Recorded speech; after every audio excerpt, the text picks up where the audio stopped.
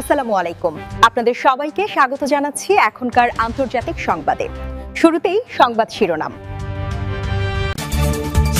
আওয়ামী লীগ নেতাদের হামলায় বিএনপির ৫ নেতাকর্মী আহত। শাহজালাল বিমানবন্দরের তৃতীয় টার্মিনাল নিয়ে প্রধানমন্ত্রীর সভা। পররাষ্ট্র উপদেষ্টার বিরুদ্ধে বিস্ফোরক অভিযোগ রাষ্ট্রদূত মুশফিক ফজল আনসারীর। প্রধানমন্ত্রীর সঙ্গে সৌদি রাষ্ট্রদূতের সৌজন্য সাক্ষাৎ। এতক্ষণ শুনছিলেন সংবাদ শিরোনাম, এখন বিস্তারিত। পিরোজপুরের ইন্দুরকানীতে কার্যক্রম নিষিদ্ধ আওয়ামী লীগের নেতাদের হামলায় বিএনপির ৫ নেতাকর্মী আহত হয়েছে। বিষয়টি নিশ্চিত করেছে ইন্দুরকানী থানার ওসি মোহাম্মদ শামীম হাওলাদার। শুক্রবার রাত ৯টার দিকে উপজেলার পত্তাশী ইউনিয়নে বাজার এলাকার পঞ্চায়েত বাড়ির ব্রিজ সংলগ্ন এলাকায় এ ঘটনা ঘটে। আহতরা হলেন বিএনপি নেতা ও পত্তাশী ইউনিয়ন মৎস্যজীবী দলের সভাপতি মোহাম্মদ নজরুল ইসলাম ফকির ৫৫, স্বেচ্ছাসেবক দলের ইউনিয়ন সভাপতি জাহিদ হোসেন ৩৮, একই ইউনিয়নের ২ নং ওয়ার্ডের বাসিন্দা মোহাম্মদ নাহিদ হোসেন ১৮, নাসির উদ্দিন ফকির ৫০ ও নাইম হোসেন ২৮। জানা গেছে শুক্রবার রাত ৯:৩০টার দিকে পত্তাশী বাজার এলাকায় স্থানীয়রা হঠাৎ ডাক চিৎকার শুনতে পেরে তারা এগিয়ে গেলে আহত ওই ৫ জনকে রক্তাক্ত অবস্থায় দেখতে পান। এ সময় তারা অচেতন অবস্থায় ২ জন সহ মোট ৫ জনকে উদ্ধার করে হাসপাতালে নিয়ে যান। আহতদের ইন্দুরকানী স্বাস্থ্য কমপ্লেক্সে প্রাথমিক চিকিৎসা দিয়ে পিরোজপুর জেলা হাসপাতালে উন্নত চিকিৎসার জন্য প্রেরণ করেন। বর্তমানে আহতরা জেলা হাসপাতালে চিকিৎসাধীন রয়েছেন।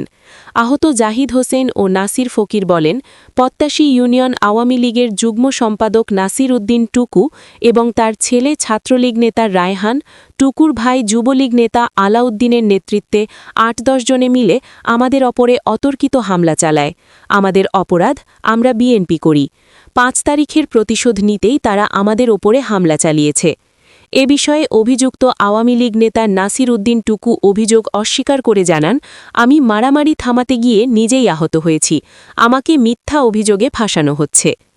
ইন্দুরকানী থানার officer in charge OC Shamim Howlader বলেন, আহতরা জেলা হাসপাতালে চিকিৎসাধীন রয়েছেন। ভুক্তভোগীরা লিখিত অভিযোগ দেওয়ার কথা বলেছে। অভিযোগ পেলে তদন্ত সাপেক্ষে আইনগত ব্যবস্থা নেওয়া হবে।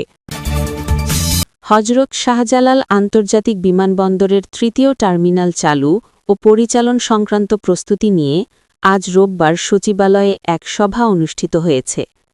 সভায় সভাপতিত্ব করেন প্রধানমন্ত্রী তারেক রহমান। সভায় প্রকল্পের অগ্রগতি, অবকাঠামোগত প্রস্তুতি, নিরাপত্তা ব্যবস্থাপনা ও যাত্রী সেবা কার্যক্রম নিয়ে আলোচনা হয়। সংশ্লিষ্ট দপ্তরের কর্মকর্তারা টার্মিনালের বর্তমান অবস্থা তুলে ধরেন এবং পূর্ণাঙ্গভাবে চালুর সময়সূচি নিয়ে মতবিনিময় করেন। প্রধানমন্ত্রী টার্মিনাল পরিচালনায় সমন্বিত পরিকল্পনার উপর জোর দেন। যাত্রী সেবা সহজ, দ্রুত ও আন্তর্জাতিক মানসম্মত করতে প্রয়োজনীয় পদক্ষেপ নেওয়ার নির্দেশনা দেন তিনি। পাশাপাশি অবশিষ্ট কাজ নির্ধারিত সময়ের মধ্যে শেষ করার তাগিদও দেওয়া হয়। মেক্সিকোতে নিযুক্ত বাংলাদেশের রাষ্ট্রদূত মুশফিক ফজল আনসারী অভিযোগ করেছেন, জাতিসংঘের একটি গুরুত্বপূর্ণ পদে আবেদন করার সময় তিনি সরকারের প্রত্যাশিত সমর্থন পাননি। এ ঘটনায় তিনি সদ্য বিদায়ী পররাষ্ট্র উপদেষ্টা তৌহিদ হোসেনের বিরুদ্ধে অসহযোগিতার অভিযোগ তুলেছেন। রোববার ২২ ফেব্রুয়ারি নিজের ভেরিফাইড ফেসবুক পেজে দেওয়া এক পোস্টে তিনি জানান, জাতিসংঘের মানবাধিকার বিষয়ক সহকারী মহাসচিব পদে আবেদন করার পর তৎকালীন পররাষ্ট্র উপদেষ্টা তাকে অগ্রসর না হতে নির্দেশ দেন। বাংলাদেশ সরকারের আনুষ্ঠানিক সমর্থনপত্র বা নোট ভার্বাল না পাওয়ায় শেষ পর্যন্ত তার আবেদন প্রক্রিয়া এগোয়নি। মুশফিক ফজল আনসারী বলেন, লাটভিয়ার ব্র্যান্ডস কেহরিসের মেয়াদ শেষ হলে, পদটি শূন্য হলে জাতিসংঘের এক বিদেশি সহকর্মী তাকে আবেদন করতে উৎসাহ দেন। বিষয়টি তিনি সরকার প্রধান অধ্যাপক মুহাম্মদ ইউনুসকে অবহিত করলে তার পরামর্শে পররাষ্ট্র উপদেষ্টার সঙ্গে যোগাযোগ করেন। রাষ্ট্রদূতের দাবি, তৌহিদ হোসেন প্রথমে মৌখিকভাবে আবেদন করার সম্মতি দিলেও আবেদন জমা দেওয়ার পর তাকে বার্তা পাঠিয়ে অগ্রসর না হতে বলেন। তিনি জানালে যে আবেদন ইতোমধ্যে জমা হয়েছে, এরপর থেকে পররাষ্ট্র উপদেষ্টা তার ফোন ধরা বন্ধ করে দেন বলেও অভিযোগ করেন। ফেসবুক পোস্টে তিনি উল্লেখ করেন, গণতন্ত্র ও মানবাধিকার ইস্যুতে দীর্ঘদিন কাজ করার পরও ন্যূনতম সমর্থন না পাওয়ায় তিনি হতাশ। এ ধরনের পদে সদস্য রাষ্ট্রের আনুষ্ঠানিক সমর্থন প্রয়োজন হয়। যুক্তরাষ্ট্র থেকেও সহযোগিতা পাওয়ার সম্ভাবনা ছিল, তবে তিনি নিজ দেশের সমর্থন নিয়েই প্রক্রিয়ায় এগোতে চেয়েছিলেন। তিনি আরও দাবি করেন, বিষয়টি নবনির্বাচিত প্রধানমন্ত্রীর সঙ্গে শেয়ার করলে তিনি বিস্ময় প্রকাশ করেন, তবে তাকে বিব্রত করতে না চাওয়ায় সরাসরি হস্তক্ষেপ চাননি। রাষ্ট্রদূত জানান, বিএনপি মহাসচিব মির্জা ফখরুল ইসলাম আলমগীর এ বিষয়ে জানতে চাইলে তাকে বলা হয়েছিল তার নির্বাচিত হওয়ার সম্ভাবনা কম থাকায় সমর্থন দেওয়া হয়নি। যদিও তিনি উল্লেখ করেন, এ পদে কোনো ভোটাভুটি হয় না। সদস্য রাষ্ট্র মনোনয়ন দিলে জাতিসংঘ সংক্ষিপ্ত তালিকা করে সাক্ষাৎকারের মাধ্যমে নিয়োগ দেয়। এছাড়া দায়িত্ব পালনকালে বিদেশে পোস্টিং ও জাতিসংঘ অধিবেশনে অংশগ্রহণ সহ বিভিন্ন বিষয়ে তার পথে বাধা সৃষ্টি করা হয়েছিল বলেও অভিযোগ করেন তিনি।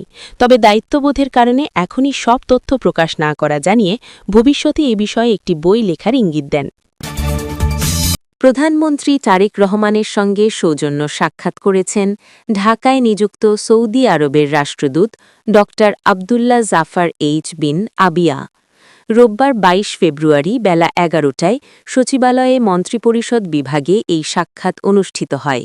এর আগে প্রধানমন্ত্রী তারেক রহমান সকাল ৯টা ৫ মিনিটে সচিবালয়ে মন্ত্রিপরিষদ বিভাগে অফিস করতে আসেন।